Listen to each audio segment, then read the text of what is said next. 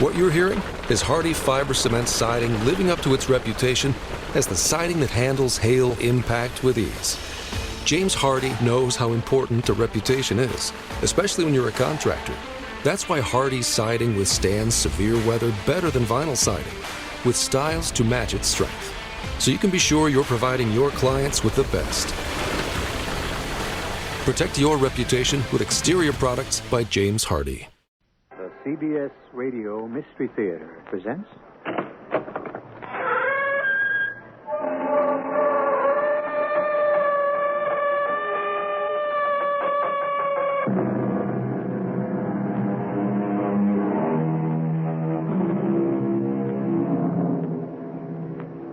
Come in. Welcome. I'm E.G. Marshall.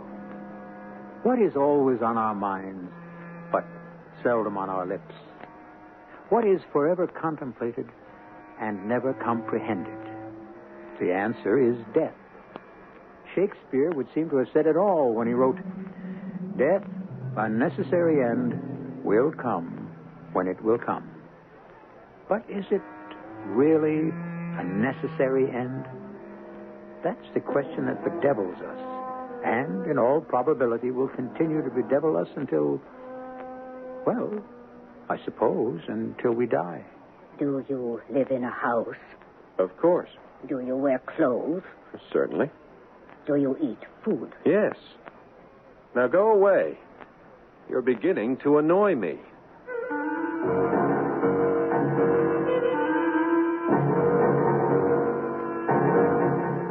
Our mystery drama, Dialogue with Death, was written especially for the Mystery Theater by Elspeth Eric and stars Paul Hecht and Fred Gwynne. It is sponsored in part by X-Lax and General Electric Citizen Band radios. I'll be back shortly with Act One.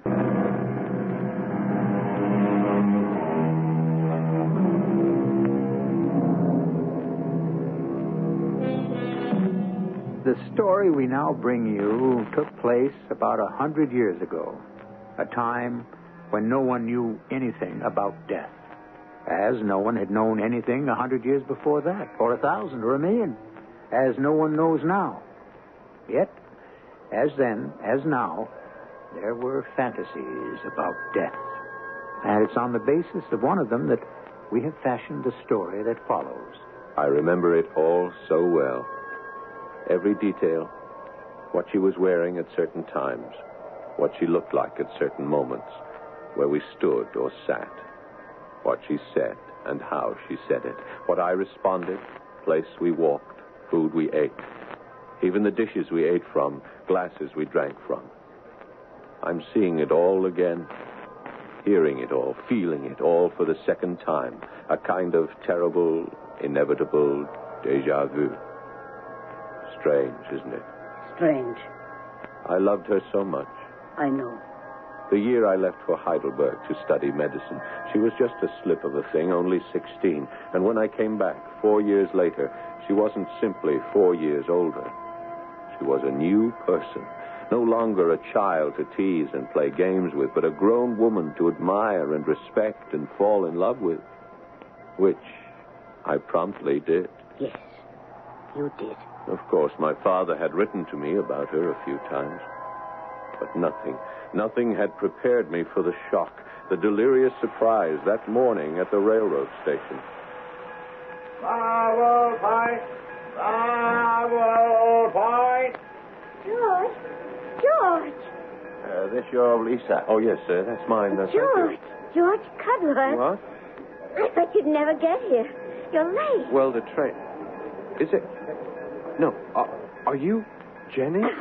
Don't say you don't recognize me. I'd die if you said that. But what happened to your pigtails? They're pinned around my head. See? And they're called braids. Come on. I drove down in the trap. Your father's still at the infirmary. Board! All board! I can't get over how you've changed. And you've grown a mustache. Well, I'm going to teach a class in anatomy. A professor needs a mustache, but you've changed completely. Why do you keep saying that? Because it's true. Oh, fiddlestick. Well, here we are. You'll observe we have a new horse. What happened to Princess? She went lame. We had to have her put down. Here, you want to take the reins? All right. I learned to ride on Princess. Remember, we used to ride her bareback, the two of us? Mm-hmm. Me in front, you behind. And those wild gallops across the meadow. Shall we get started? Your father may be home by now, and Hannah's planned a special supper in your honor. All right. Come on.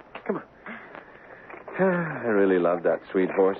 Oh, Princess is all right. Sound as a dollar. You said you had her put down. We did. But she's fine now. Looks like a 2-year-old. But she's dead. I see her often. In your dreams, you mean? I mean, I see her. I hear her. Oh, come on, George. Let's get out of this slow walk. On the way home, I tried to remember what she'd been like when she first came to live with Father and me. A scrawny child of 9 or 10. You remember her, Hannah? No, very well. She didn't seem to brood at all about her parents and the awful way they died. Perhaps she'd been too young to grasp the tragedy of it all. I found myself hoping that Father would be home by the time we arrived. I wanted to talk to him about Jenny. Hannah says give the roast another 10 minutes. Where's Jenny, Father? Jenny, she's setting the table. Well, it's good to have you back, son.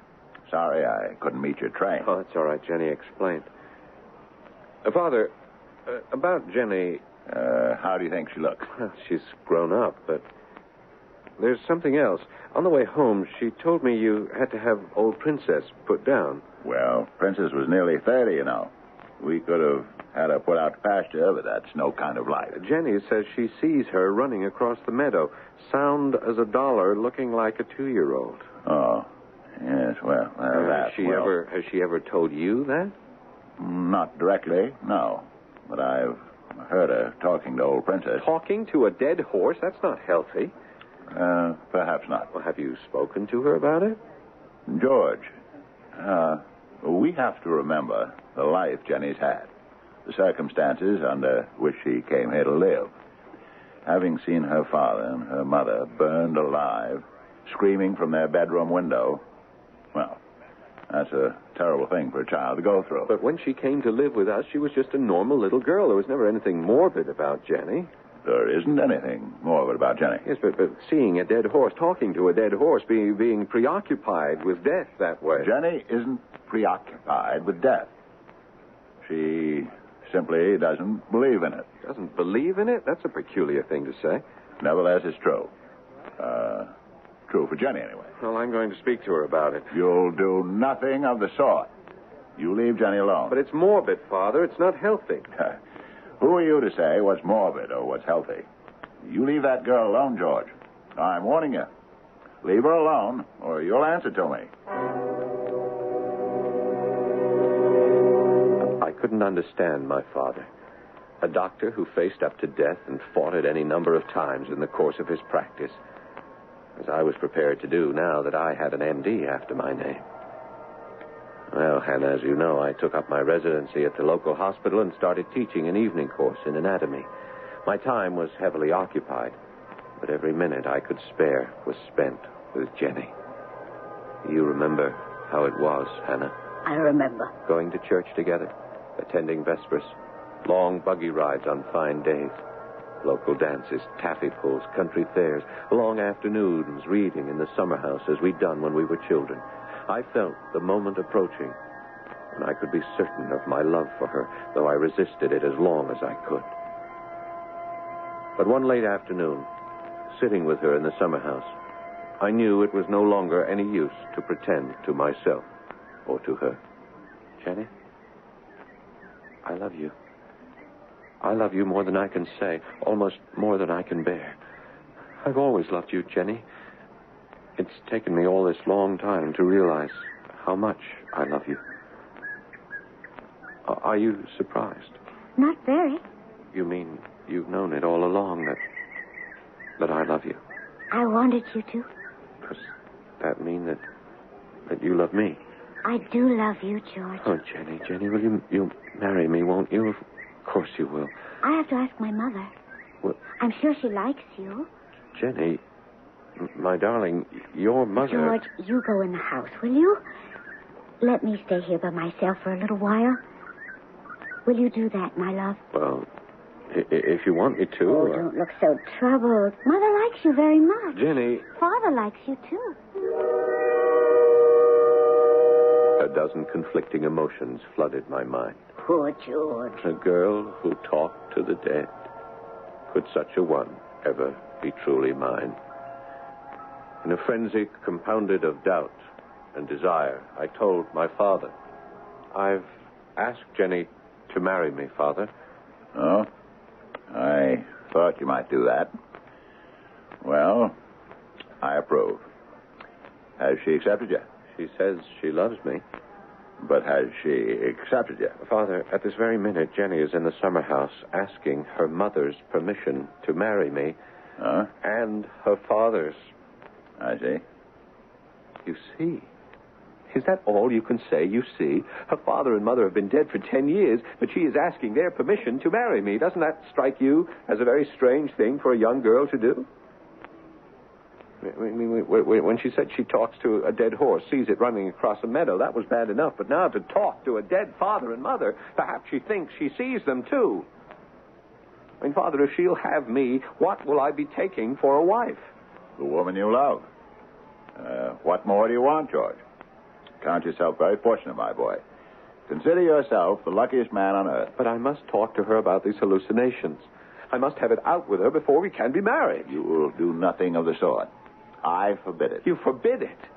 In God's name, why? Jenny's mind, George, has a delicate balance. It swings perilously between this world and another, never quite settling, never coming to rest, oscillating back and forth, vibrating like a pendulum. George, don't tamper with that balance. You understand me? Don't tamper with it.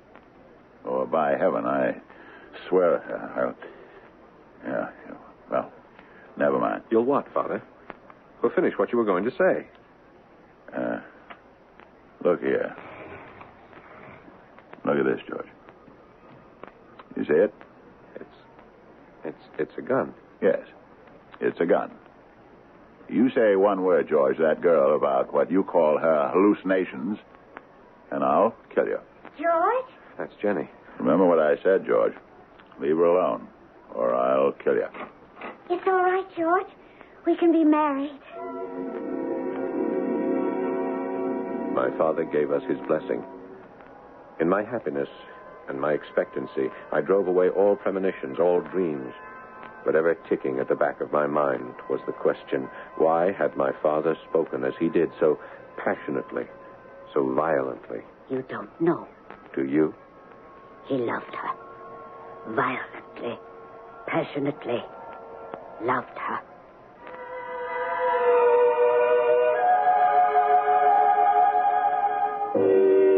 Death has been written about very little. Love has been written about a great deal. Perhaps because love is the beginning of everything, and death is the end. But what happens when love and death are intermingled, joined, the one to the other, in an eternal embrace? We'll explore this further in Act 2.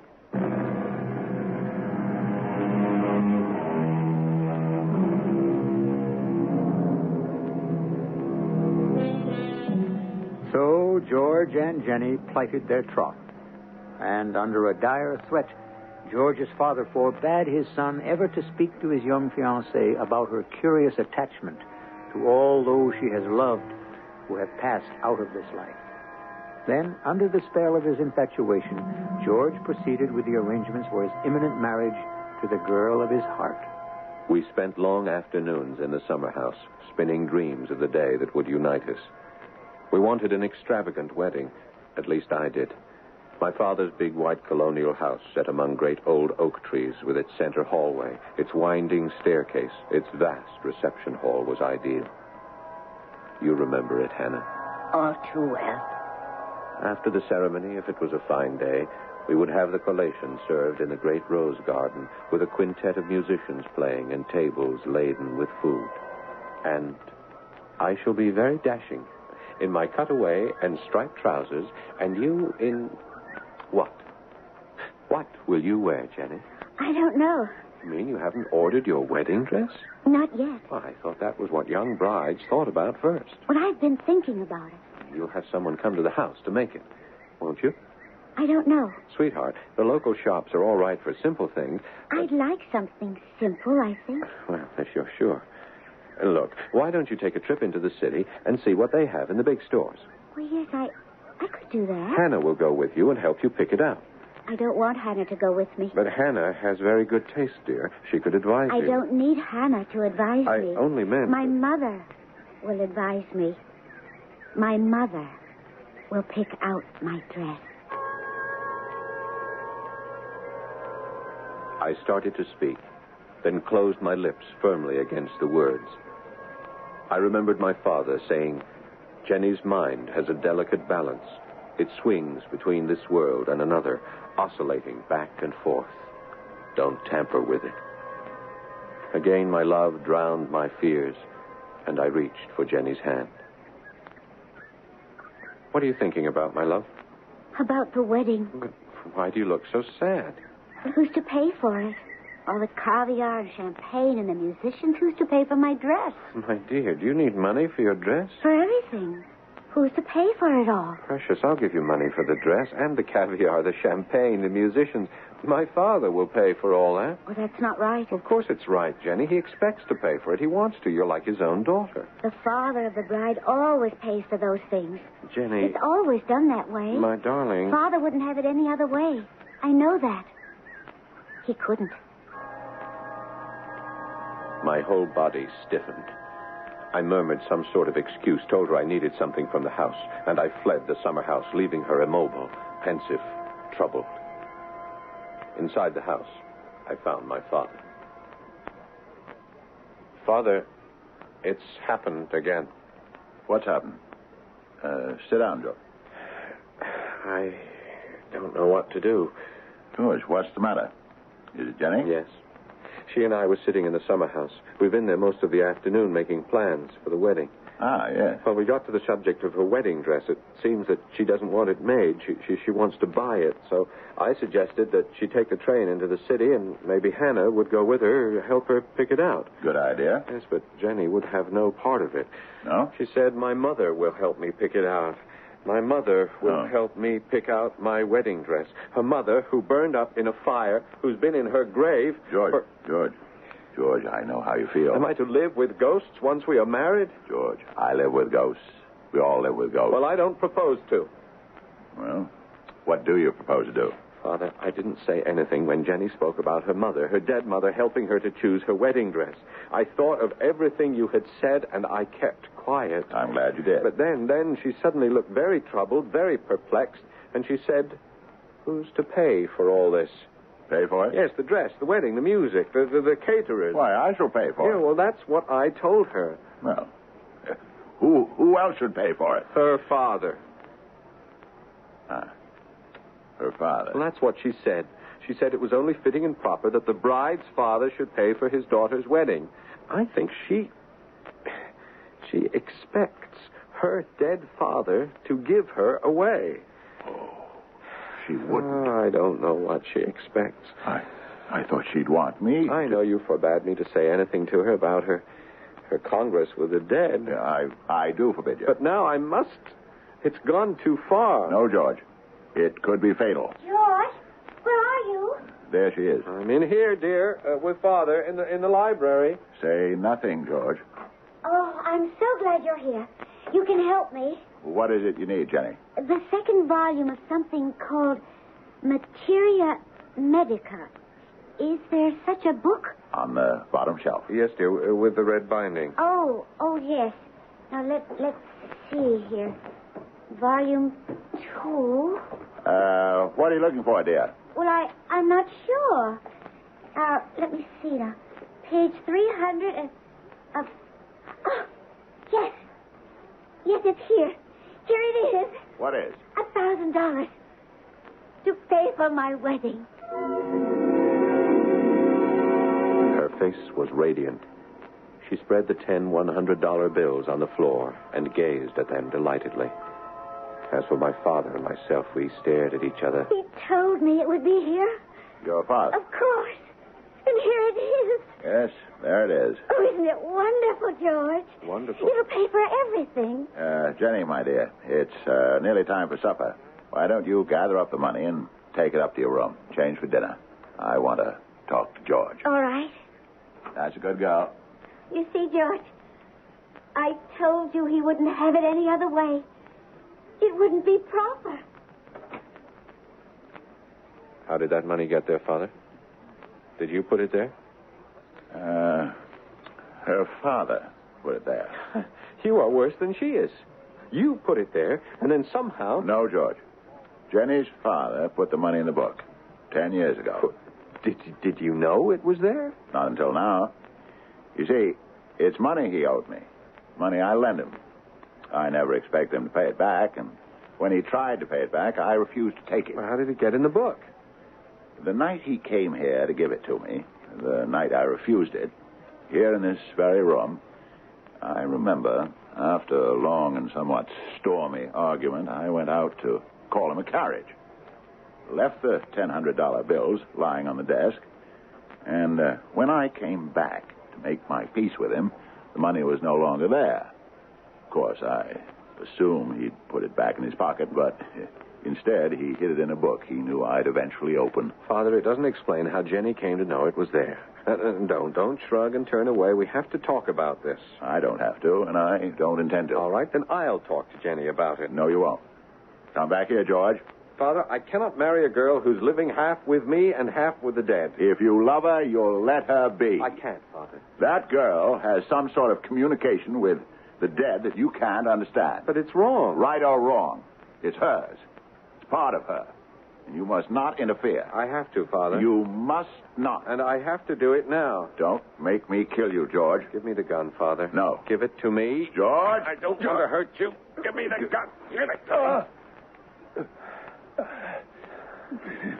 I'm sorry, Father. I'm terribly sorry. Forgive me. I put the gun in my pocket. I looked down at my father on his knees on the floor where I'd forced him. His eyes were filled with tears. For whom? For himself? For Jenny? For me?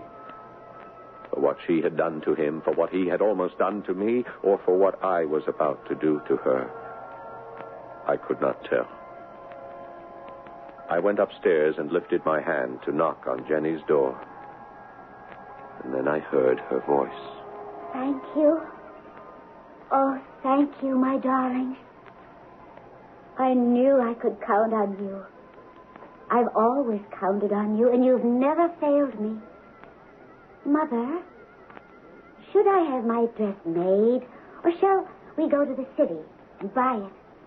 Oh, I want it to be just right. When I walk down the big staircase, I want to look just right. Because you, Father, will be waiting at the foot of the stairs. You'll crook your arm just so, and I'll put mine through yours. And together, we'll walk to where the minister will be standing. Who's there? It's George. Let me in. I'm not quite dressed, George. It doesn't matter. Please, George. Look at me. Jenny, look at me. Let me go, George. Who was that you were talking to just now? That was your father, wasn't You're hurting me, George. And your mother? You were planning your wedding with them. Not with me, but with them. Please, George. You were planning your wedding dress with your mother, not with Hannah, who adores you, Hannah, who helped raise you. George, please. I heard you. You were telling your father he would give you to me in marriage. Your father is dead, Jenny. He's been dead a long time. And your mother, too. Dead and buried. George. And Princess is dead, too. Princess is not running across any meadow looking like a 2-year-old. Princess got to be an old horse. She was 30 years old and lame, and someone came and put a bullet between her eyes, and she died. Oh, and your mother died, too, and your father. They were burned in a fire, Jenny, a long time ago. But you are alive, Jenny. You are here, and you are alive. You know that.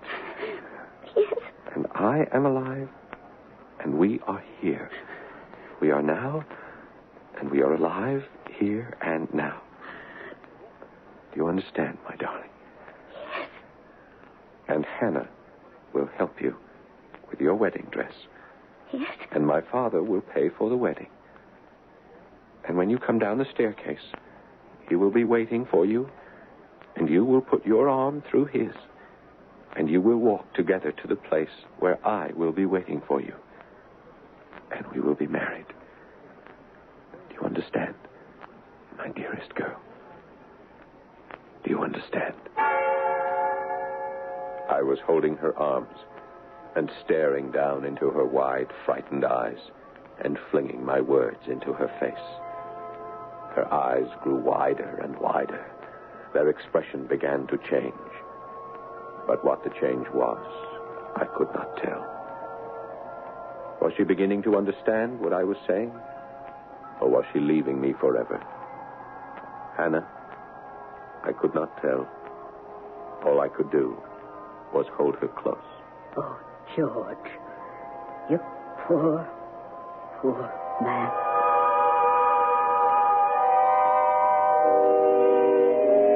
What does one say to someone who will not let go? What does one do with such a person? It's all very well to counsel them, let the dead pass, bury its dead. But what if they scorn our advice and cling tenaciously to what they have lost? Or do the lost ones cling to them? As much as the living hold on to the dead, do the dead not also hold on to the living? I'll be back shortly with the concluding act.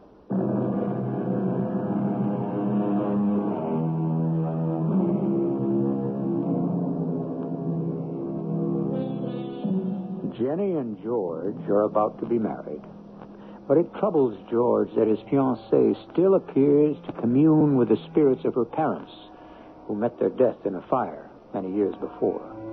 Indeed, Jenny appears to have contact, both visual and auditory, even with a horse named Princess, an aged mare they both rode as children. It is George's conviction that this morbidity must be erased from his beloved's personality before she can become his wife. Oh, Hannah. Hannah, I loved her so. I know. It was for her own sake that I did what I did. Of course. For our sake, I should say, for the health of our marriage, our life together. Perhaps my father had been right when he said we all live with our own ghosts, and Jenny should be allowed to live with hers. I was left in a torment of doubt as I held her close. Oh, George, what am I to do? Let them go, Jenny. Let them lie in their graves. They're dead, my darling, but you and I are living. We're going to be married, aren't we? You know we are, very soon now. Leave them, Jenny. Be with me. Oh, they'll be lonely. My dear girl, they have died. Such things as loneliness, as grief, yes, joy too, and love, they are for the living, for us, not for them. You really believe that, don't you? It's true, my dearest. You must believe it, too. Oh, I'll try. No, sweetheart. You must do more than that. I can. Yes, you can. Now, I'm going to be your husband, and you must rely on me to tell you what is right. I only want you to be happy, you know that. Oh, yes. Well, then, together we will exorcise these ghosts that haunt you. I shall try to be very patient, my dear love, very patient and very loving. Because I do love you, more than pen can write or tongue can tell. And you must trust in that love, Jenny, and believe with all your heart that I know what's best. I held her in my arms for a long time. Then, Hannah, I think that you called from downstairs that supper would be on the table presently, and I released her to bathe and put on fresh clothes while I went down to confront my father. He looked very gray and haggard. It's done, Father. Oh, George. It was necessary. I know you think so. I am convinced of it. I know you are. If we are ever to be happy together... I know.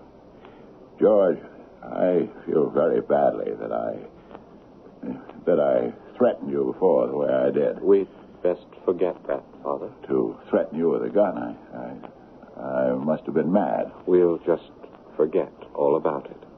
Here's your gun, Father. No. Take it. No. I don't want it. I want you to take it. It'll help us to forget what happened.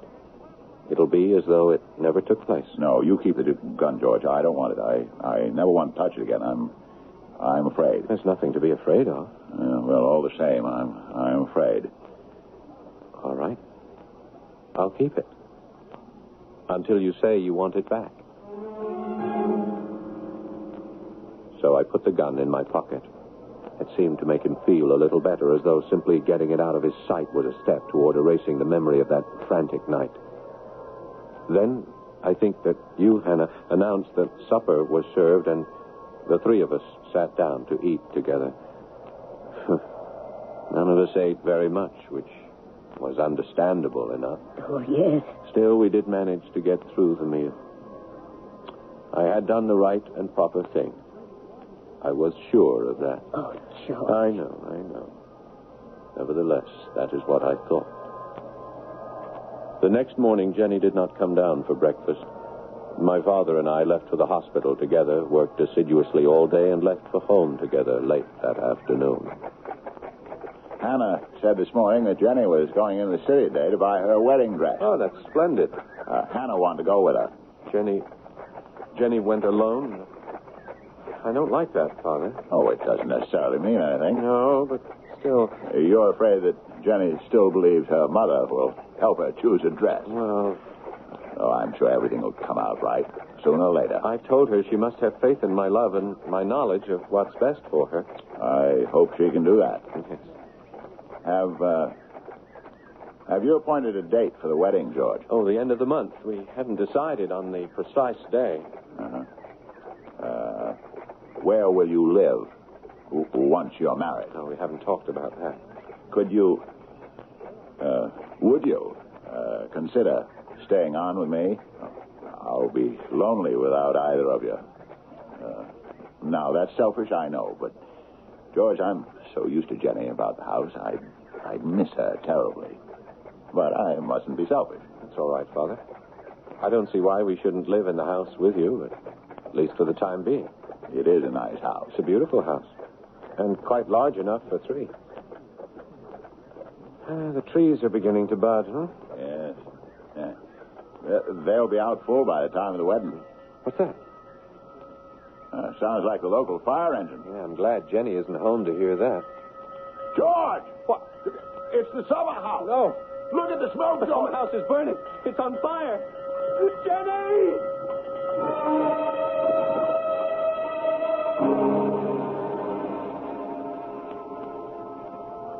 You tried to save her, Hannah.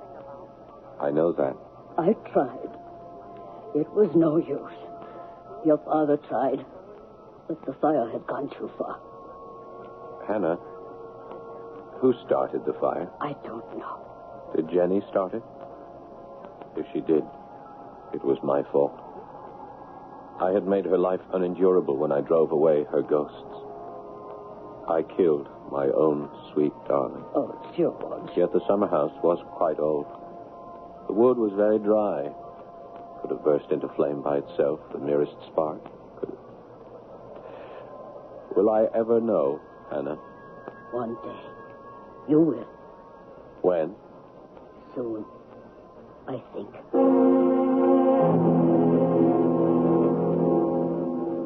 We must decide where she should be buried, George.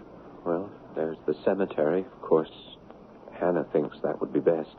Her father and mother are buried there. I suppose she'd want to be near them. Yes, well, whatever you say. Perhaps I could get permission to bury her here. On the property? Yes. Such things can be arranged, I believe. Well, whatever you say. No, George, whatever you say, it's your privilege and your right to decide. Well, all I can think is that she's gone, that I shall never see her again, never hear her voice. We'll talk about it tomorrow. Yes. Tomorrow. I'm very tired, George. I think I'll go up to bed. All right, Father. I'll sit up a while longer. I don't think I can sleep. Yeah. Well, tomorrow we'll make the arrangements. Good night, son. Good night, Father. I'll look in on you when I come upstairs. Oh, you don't need to. I want to. He pressed my shoulder, and I put my hand over his for an instant. I felt very close to him. I truly loved him, Hannah. I know you did. Later, when I'd grown drowsy, I went upstairs, stopped at the door of his room, and went in, without knocking, in case he was asleep. I saw him lying fully clothed on his bed, but his shirt sleeve was pushed up above his elbow. I think I knew he was dead even before I touched him, and I knew how he had died. I found the minuscule puncture of the needle on his arm almost immediately, and later I found the slender needle where it had rolled under the bed. I've never told you this before, Hannah, but now I feel I must. Tell me. I knelt by the side of his bed, but the tears would not come. I told myself, my father is dead. I even repeated the word over and over to myself, and then said it aloud, dead, dead, dead. I kept saying. I had lost her, and now I had lost him, all within the space of a few hours. I could not comprehend how such a monstrous thing could have befallen me. Do you understand, Hannah? I understand. But I could not weep. I could not weep. And do you know why? Tell me. Because I hated him. I hated the man I had felt so close to such a short time before. And do you know why I hated him, Hannah? Tell me. Because he wanted to be ahead of me. Even there. Even where, George? There, wherever she was. He wanted to be there with her. You told me he loved her. He did. He must be right. He left me and went to join her there. Where, George? There. I don't know where. Wherever she was, I don't know. So don't ask me where. Tell me the rest of it. I knelt by his bedside for, I don't know how long. Silent, frozen, angry. Angry, yes. No one had cared enough for me. No one had thought of me, my life, my lonely life that I had now to face. Both of them had left me without a thought. Do you understand what I'm telling you, Hannah? Yes. I was living in a pit of hell I never knew existed, filled with fury, rage, and desperation. And then... Go on. And Go on. I got to my feet and Go on. I reached in my pocket. Go on. I felt something. Yes. I took it out of my pocket. I put it to my head. What was that? Go on.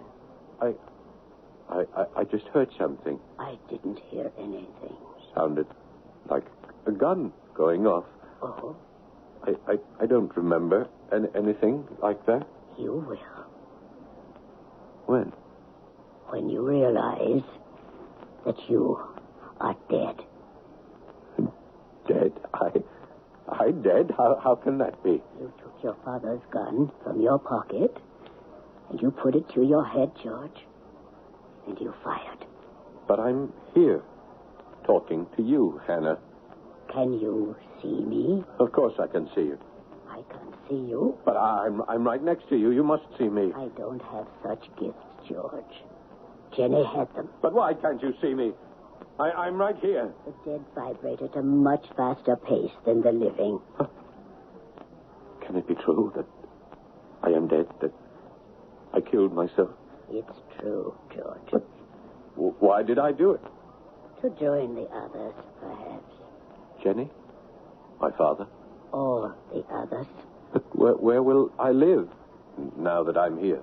In a house I think. A large white house? Perhaps. Will I be fed here? They say you will eat of the essence. Here we eat of the substance. But you will eat of the essence. Hannah. Yes, George. Will I visit you now and then? Talk to you? I hope you will. You won't turn me away? Never. That's good. Listen, Hannah. Listen to that. What do you hear? Don't you hear it, Hannah? Don't you hear it? You must. It's Princess. It's old Princess galloping across the meadow, looking like a 2-year-old.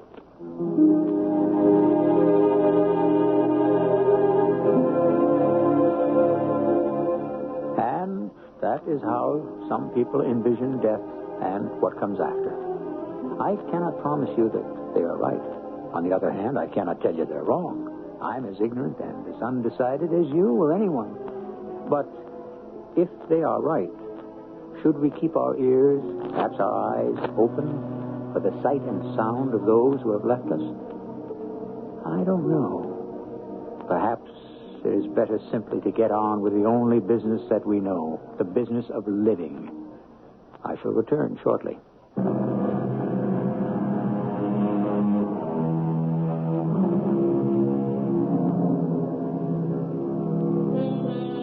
Someone said that the dead are not truly dead so long as they are remembered here on Earth. And that may be true. I'm not prepared to say. But assuming that it is true, the flaw lies in the fact that remembering can be so painful. Remembering hurts. Our cast included Paul Hecht, Fred Gwynn, and Evie Juster. The entire production was under the direction of Hyman Brown. Radio Mystery Theater was sponsored in part by True Value Hardware Stores, Buick Motor Division, and Sign-Off, the sinus medicines. This is E.G. Marshall inviting you to return to our Mystery Theater for another adventure in the macabre. Until next time, pleasant dreams.